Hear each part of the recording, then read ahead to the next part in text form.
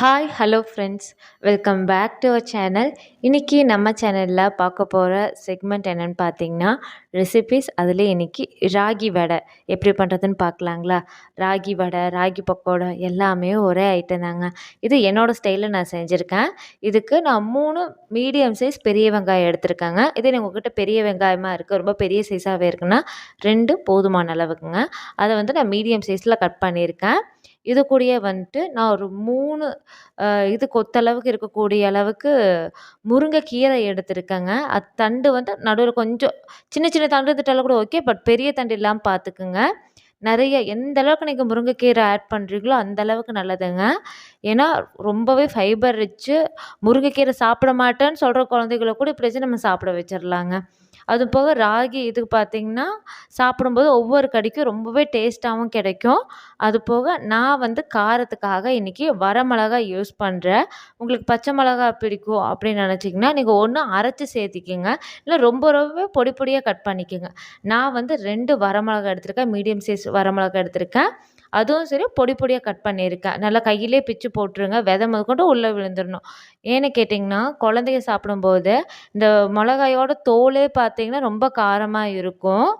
அப்படி இருக்கும்போது நம்ம பச்சை மிளகாய் அரைச்சிட்டோன்னா நமக்கு தெரியாது. இதுவே குழந்தைகளுக்கு கடிப்படும்போது ரொம்ப காரமாக தெரியும். இதை சின்ன சின்னதாக போட்டோன்னா எண்ணெயில் பொரியும் போது அந்த கிறிஸ்பினஸ் வந்துடுங்க. அதனால் குழந்தைக்கு சாப்பிட்டுக்குவாங்க, பயம் இல்லாமல் கொடுத்துக்கலாம். அப்போது நீங்கள் ரொம்ப இதாக இருக்குங்கன்னு நினச்சிங்கன்னா, ஐயோ காரம்னால சாப்பிட மாட்டாங்கன்னு நினச்சிங்கன்னா நீங்கள் கொஞ்சமாக மிளகாத்தூள் கூட ஆட் பண்ணிக்கலாங்க. நான் வரமிளகாய் ஆட் பண்ணியிருக்கேங்க. நல்லா சின்ன சின்னதாக கட் பண்ணி போட்டுட்டு, இப்போது இந்த இதுக்கெல்லாம் மொத்தமாக தேவைப்படுற இந்த மொத்த ராகி மாவுக்கு அந்த வடைக்கே தேவையான அளவுக்கு பார்த்திங்கன்னா நான் பொடி உப்பு ஆட் பண்ணியிருக்கேங்க. ஆட் பண்ணக்கப்புறமா உப்பு நல்லா கலந்து விடுங்க.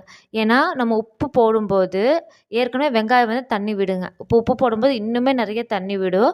கொஞ்ச நேரம் நல்லா பிசறி விடுங்க. எந்த அளவுக்கு நம்ம பிசறி விடுறோமோ தண்ணி வெளியே விடுதோ அதுதான் நம்மளுக்கு ஃப்ளேவர் எடுத்து கொடுக்கும். இப்போ நல்லா பிணைஞ்சிட்டு நீங்களே பாருங்கள். முதல்ல கீரை போடும்போது எவ்வளோ இருந்துச்சுங்க, இப்போ தண்ணி பட பார்த்திங்கன்னா அப்படியே தண்ணி இல்லைன்னா ரொம்ப அளவு கம்மியாகும் இல்லைங்களா, அந்த மாதிரி கம்மியாக இருக்குங்களா. இப்போ தான் நான் கொஞ்சம் கொஞ்சமாக மாவு ஆட் பண்ணுறேன். நான் ஒரு 2 கப் அளவுக்கு மாவு எடுத்திருக்கேன். உங்களுடைய மெஷரிங் கப்பை பொறுத்து இருக்கோங்க. நான் கொஞ்சம் கொஞ்சமாக இப்போ மாவு ஆட் பண்ணுறேங்க. இதை ஃபஸ்ட்டு கொஞ்சமாக ஆட் பண்ணிவிட்டு அந்த ஏற்கனவே தண்ணி விட்டுருக்கோம் இல்லைங்களா வெங்காயத்தில், அது நல்லா கலக்கி விடுங்க. நல்லா கலந்து இது பண்ணும்போது உங்களுக்கு அந்த ஈரம் ஃபுல்லுமே அப்சர்வ் ஆயிரும். அந்த வெங்காயத்தில் இருக்கிறதாகட்டும், கீரையில் இருக்கிறதாகட்டும் எல்லாமே அப்சர்வ் ஆகும். அதுக்கப்புறம் மறுபடியும் கொஞ்சம் கொஞ்சமாக மாவு போடுங்க. நிறைய ஒட்டுக்கா மாவு போட்டிங்கன்னா நமக்கு நிதானம் தெரியாது. அதுபோக ரொம்ப பிசு பிசுன்னு இருக்க மாதிரியும் இருக்கும், இல்லை ரொம்ப ட்ரையாக இருக்க மாதிரியும் இருக்குங்க. அதனால தான் சொல்கிறேன், மாவு நல்லா போட்டு கலக்கிக்குங்க. இதில் என்னென்னு பார்த்தீங்கன்னா உப்பு எப்போவுமே பத்தும் பத்தாம தாங்க இந்த ராகி மாவுக்கு போடணும். ஏன்னா ராகி மாவில் அரைக்கும்போது ஒரு இது கெட்டு போகாமல் பூச்சி பிடிக்காமல் இருக்க உத்தரோண்டு போடுவாங்க. அதில் கொஞ்சம் பத்தும் பத்தாமையே நீங்கள் உப்பு போடுங்க, கரெக்டாக வந்துடும். இப்போ நல்லா கலந்து விட்டு, இப்போ நான் பார்த்தாவே தெரியும் நம்மளுக்கு எந்த அளவுக்கு அப்சர்வ் ஆயிருக்குன்னு சொல்லிட்டு, அந்த வெங்காயத்தை எடுத்து பார்த்தாவே அது ஃபுல்லாக அப்சர்வ் ஆயிருக்கு. அதுக்கும் மேலே மாவு இருக்கும்போது இதுதான் கரெக்டான பதங்க. இது கூட நானும் இப்போ கொஞ்சம் கொஞ்சமாக தண்ணி ஆட் பண்ணிக்கிறேங்க. லைட்டாக தெளித்து தெளித்து தொடங்கிங்க. ஏன்னா ஒரே மட்டும் தண்ணி ஊற்றிட்டா தெரியுங்க ரொம்ப இதாயிரும். மறுபடியும் மாவு போடும்போது அதோட சாஃப்ட்னஸ் எதுவும் இதாகாமல் இருக்கும். அதனால் கொஞ்சம் கொஞ்சமாக இப்போ நான் தண்ணி தெளித்து இது கூட ஆட் பண்ண போகிறேன். மோஸ்ட்லி குழந்தைங்க இந்த சம்மர் டைமு வீட்டில் இருக்காங்க அப்படிங்கும்போது ஏதாச்சும் ஒரு ஸ்நாக்ஸ் செஞ்சு கொடுங்கன்ட்டே இருப்பாங்க. அந்த மாதிரி டைமில் இப்போ நம்ம ஒரு 10 நிமிஷம் வேலைங்க. எண்ணெய் அடுப்பில் காய வச்சுட்டு நம்ம இது பாட்டுக்கு கலக்க ஆரம்பிச்சிட்டா டக்கு டக்கு டக்குன்னு செஞ்சிடலாங்க.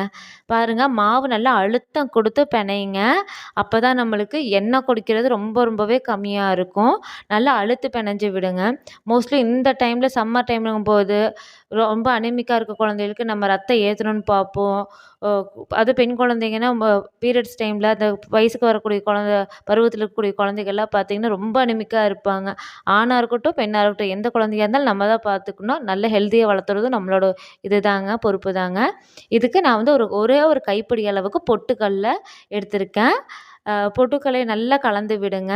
நல்லா ஒரு 5 நிமிஷம் நல்லா திரட்டி இது பண்ணிங்கன்னா உங்களுக்கு அதுவே நார்மலாக நம்ம இந்த பூரி சப்பாத்திக்கு மாவு பிணைவோம் இல்லைங்களா, அந்த கன்சிஸ்டன்சிக்கு வந்துடும். இப்போ இது வந்ததுக்கப்புறமா நான் ஒரு குழிக்கரண்டி அளவுக்கு எடுத்திருக்கேன் எண்ணெய்.